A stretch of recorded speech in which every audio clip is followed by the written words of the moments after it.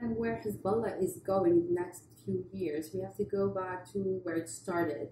So Hezbollah entered the political arena in Lebanon in 1990. First, their aim was rather humble.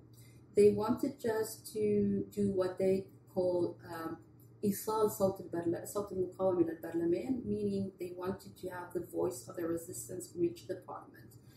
In the 80s, their relationship with the state was a little bit tricky.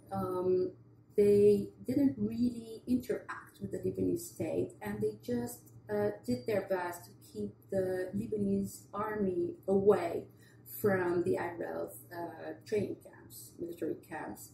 But then in 1990, they suddenly realized that having the state on their side was a good thing for the IRL.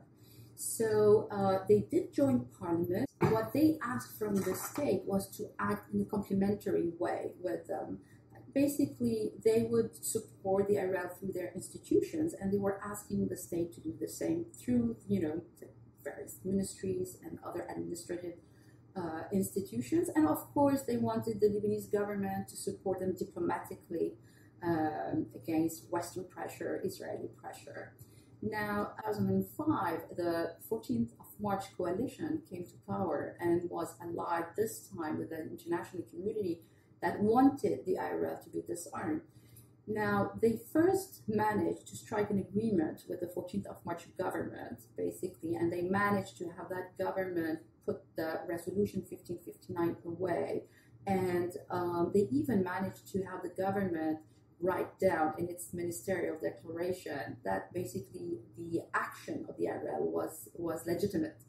I think that in order to understand Hezbollah in politics, Hezbollah as a political actor, we have to stop thinking of it as like a regular party, as I said, and think of it more as a lobby, basically. They're in politics in order to ensure the best conditions for the IRL, and of course to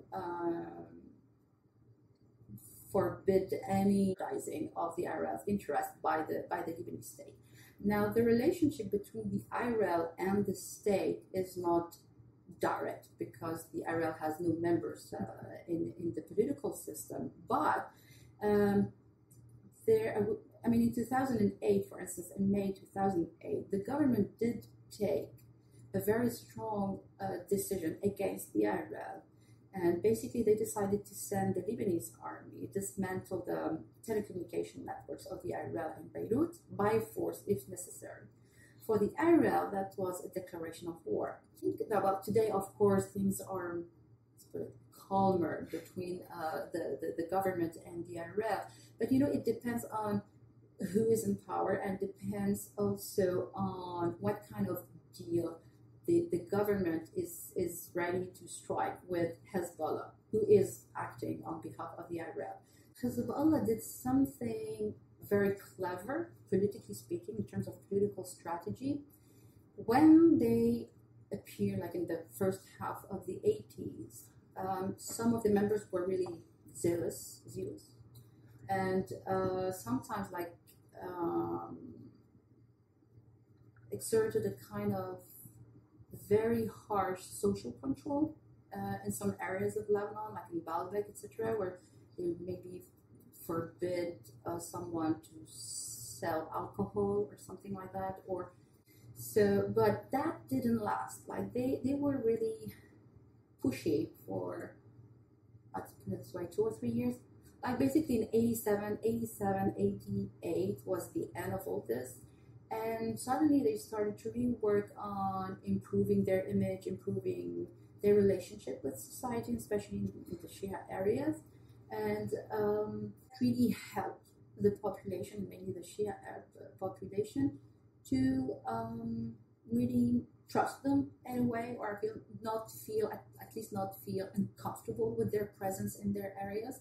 And I think it was a good move, because of course that helped them a lot politically.